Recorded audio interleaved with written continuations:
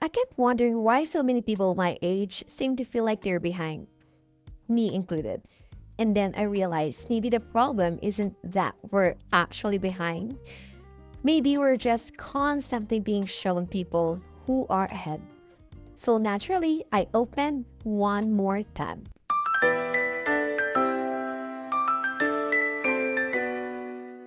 Hi, I'm Ari, and welcome to One More Tab, the podcast where one innocent question turns into a 3 hour internet rabbit hole. But don't worry, this is not a 3 hour episode. It just took me 3 hours to make a research about this. So today we're asking, why do we compare ourselves to other people? And more specifically, why does social media or how does social media make it so much worse? Because here's the thing. We already know Instagram isn't real life. We know people post their accomplishments. We know they don't usually post, "Hey guys, just wanted to let you know I cried in the bathroom for 45 minutes today." Or, "Here's a picture of me completely overwhelmed in my life." I mean, yeah, sometimes people do post those things, but most of the time, we're seeing the good stuff. The promotion, the vacation, the engagement, the wedding, new car, new apartment, the weight loss. A lot of posts about that recently. The business, the degree. So someone got their master's degree again. Someone just got their second degree. The pregnancy announcement. The "I finally did it" post. And we know that it's curated. So why does our brain still go, "Wow, I'm really behind"? That's the rabbit hole we're going down today. So let's open tab 1. Why do we compare ourselves in the first place? So let's go all the way back to 1954. A psychologist named Leon Festinger proposed something called the social comparison theory. And basically, his idea was humans have this natural tendency to evaluate themselves by comparing themselves to other people. Because sometimes we don't actually know how we're doing if we don't compare. Like, think about it. How do you know if you're attractive? How do you know if you're successful? How do you know if you're doing okay financially? How do you know if you're progressing at the right speed in life? There's no universal measuring stick for most of those things, so our brain looks around. It looks at other people and goes, "Okay, I guess this is where I stand." And this is actually useful. Yeah, imagine you're learning something new. You don't know if you're good at it. And then you see someone who is like at the same level as you. So you compare. Or you see someone who's better than you. And you think, "Oh, that's possible. Maybe I can get there too." Comparison can help us learn. We know this.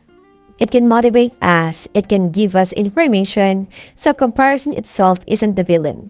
The problem is what we're comparing with, who we're comparing ourselves to, and how often we're doing it. So now let's open one more tab. Why do we compare ourselves to people who are doing better? So this is where we get to something called upward social comparison. Basically, you compare yourselves to someone who seems to be doing better than you. And honestly, this makes sense. If you want to know what success looks like, you're probably going to look at someone successful.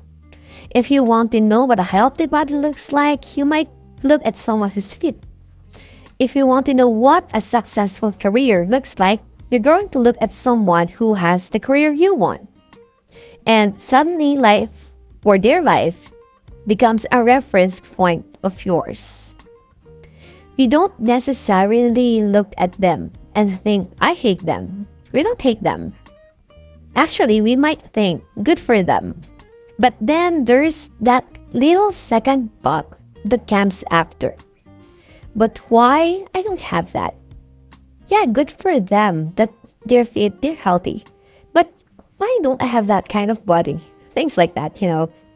And that's where things start getting uncomfortable. Because now you're not just looking at their life, you are evaluating your own. So now let's open one more tab. Wait, am I behind? So this is where I found another concept that I think explained this feeling really well. It's called self-discrepancy theory, developed by psychologist E. Torrey Higgins. And the basic idea is that we have different versions of ourselves.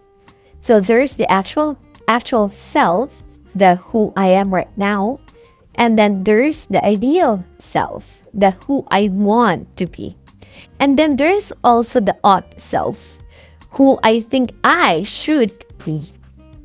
And those words, want and should, are important. Because sometimes you don't even personally want the life you're comparing yourself to. You just think that you're supposed to have it.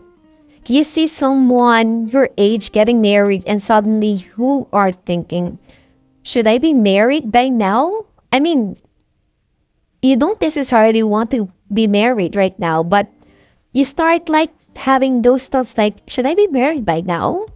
Things like that. Someone buys a house and you start thinking, should I own a property already at this age, at my age? Someone gets promoted and then you ask yourself, should I be further in my career right now? Someone gets their master's degree and you start asking yourself, am I wasting my time? Am I doing like not enough? And that's when comparison stops being, they have something cool and become, something's wrong with me because I don't have it. And that's a completely different experience. So now let's open one more tab. The really weird part. So here's the part that I find fascinating.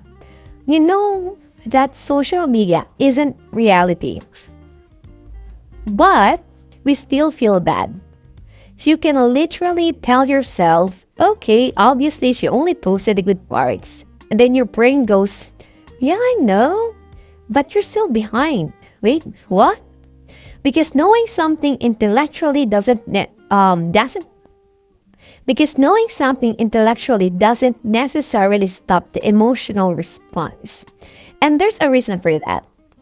We don't actually have to believe someone's life is perfect to compare yourself to them. Let's say someone posts, I bought my first house. So you might know. You might tell yourself, I'm sure they have financial problems too. You might tell yourself, I'm sure their relationship isn't perfect. You might tell yourself, I'm sure they are also pretty stressed at life right now. Or they probably struggle to get there. But none of that changes that one piece of information your brain just received. They own a house, I don't.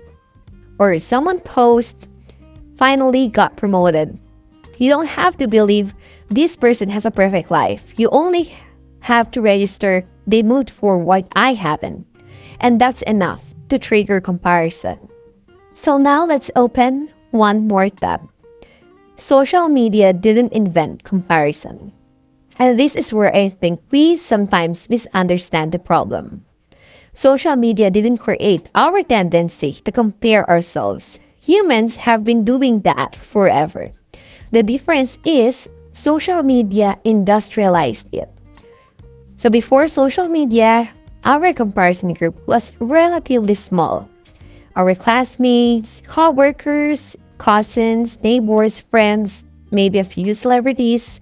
But now, our comparison group is basically everyone. And not even everyone.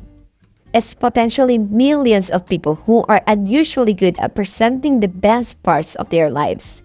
So imagine this. You open TikTok. First video. Someone bought a house. Scroll. Someone got engaged. Scroll. Someone lost 30 pounds. Scroll. Someone is traveling around Europe or around Asia. Someone's booking their 5th flight in Asia. Scroll. Someone got promoted. Someone started a new business at 24. Someone earned their first million at 19. Someone's pregnant. Someone's graduating again. And suddenly your brain starts doing something that is statistically ridiculous. It starts thinking, everyone's moving forward except me. But that's not what's happening. You're just being shown an enormous collection of people's wins. You're comparing your entire life to everyone's highlights. So now let's open one more tab. The highlight reel problem. And yes, we've all heard this before. Social media is a highlight reel, but I think there's a more interesting way to look at it. When you're looking at someone else's Instagram, you're seeing a tiny sample of their life, maybe 5 seconds, maybe one photo, maybe one announcement. But when you evaluate yourself, you have access to the entire data set. You know every failure, every embarrassing moment, every rejection, every bad decision you've made, every financial problem, relationship problem, every day you spent doing absolutely nothing. You know what happened yesterday. You know what happened 5 years ago. You know what you're worried about tomorrow. You know everything. So you're comparing their carefully selected 5 seconds with your entire life. That is not fair. That it's not fair comparison. And yet, our brains keep doing it. So now let's open one more tab. But why does it feel like everyone else is ahead? There's actually another concept that helps explain this. So it's called relative deprivation or deprivation, whatever you call it. And it sounds complicated, but it's actually pretty simple. So you can be objectively okay and still feel like you're doing badly because you're not evaluating your life in isolation. You're evaluating it relative to other people. Let's say you make enough money to pay your bills. You're fed. You have a roof over your head. You're doing okay. And then you spend 30 minutes looking at people online who are buying houses, traveling internationally, and driving expensive cars. Suddenly, your life feels inadequate.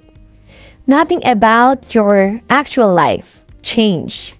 Your salary didn't suddenly decrease. Your apartment didn't suddenly become smaller.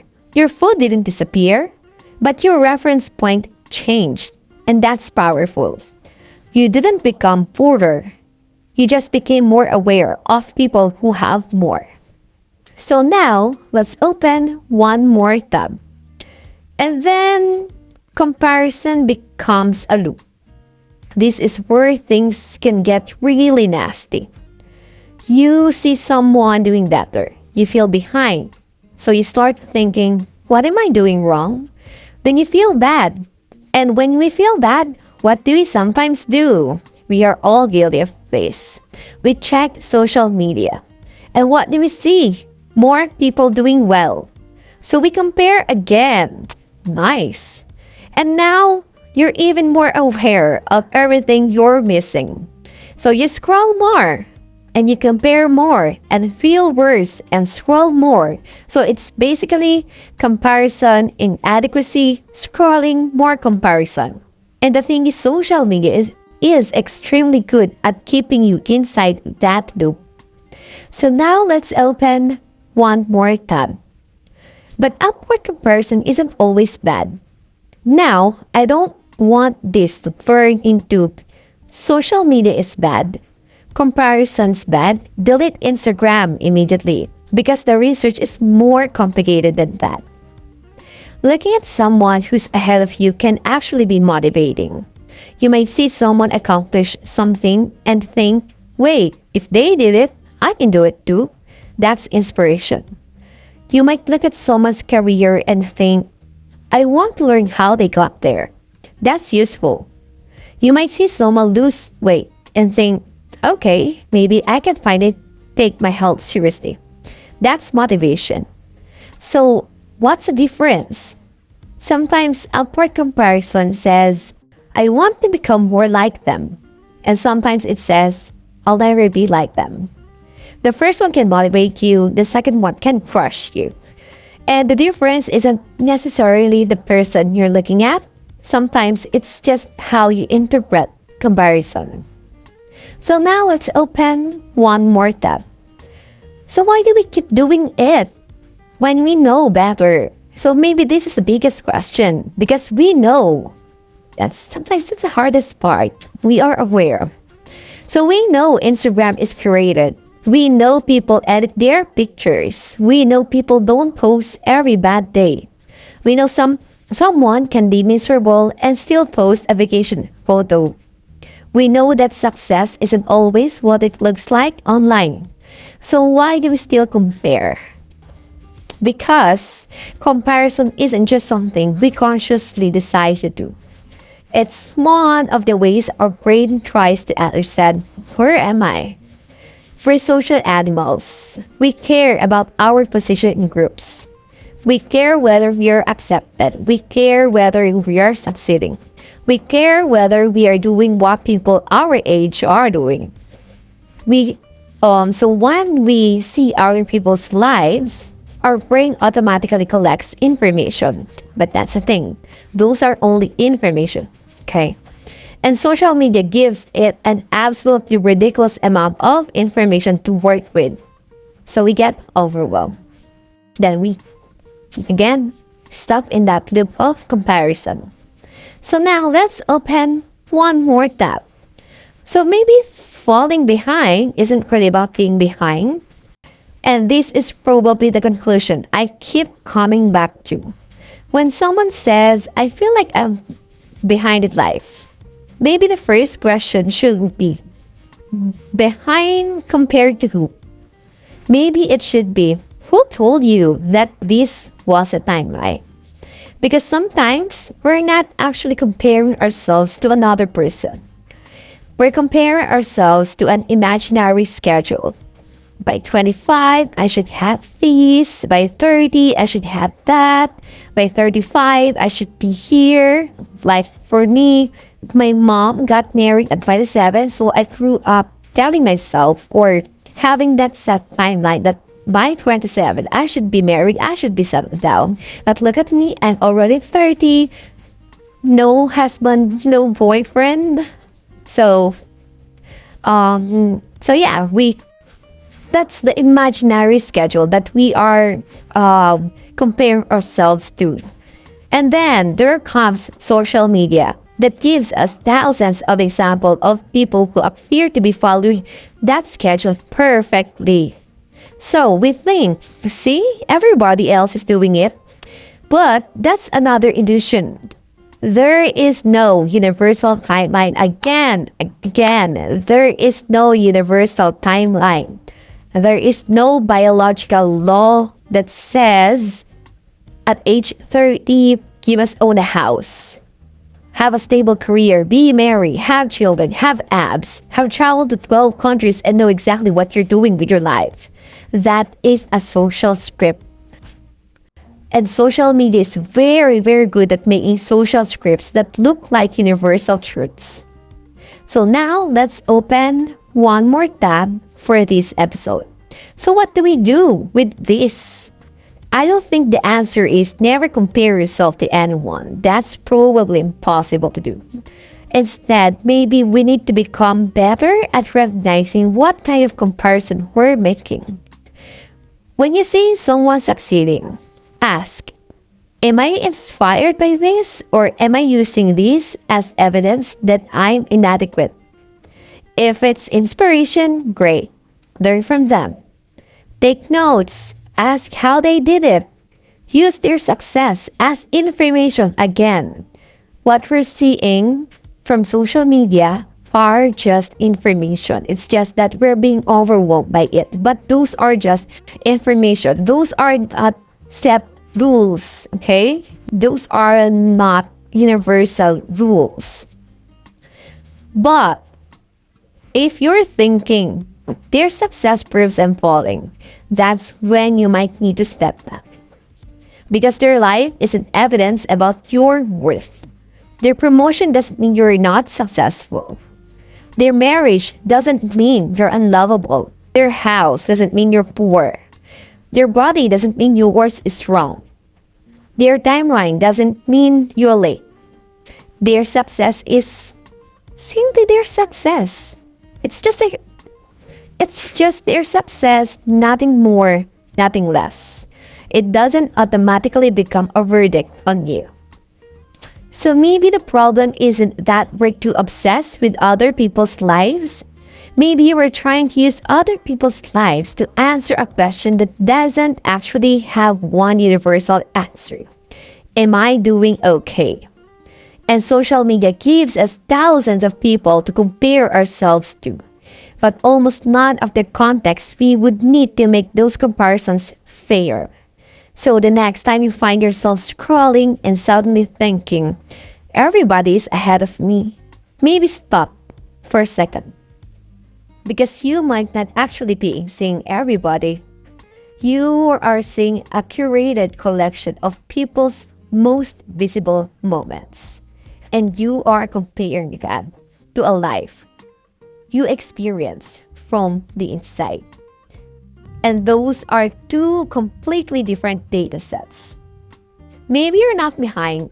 Maybe you've just been living sideways for so long. So long that you forgot to look where you actually started.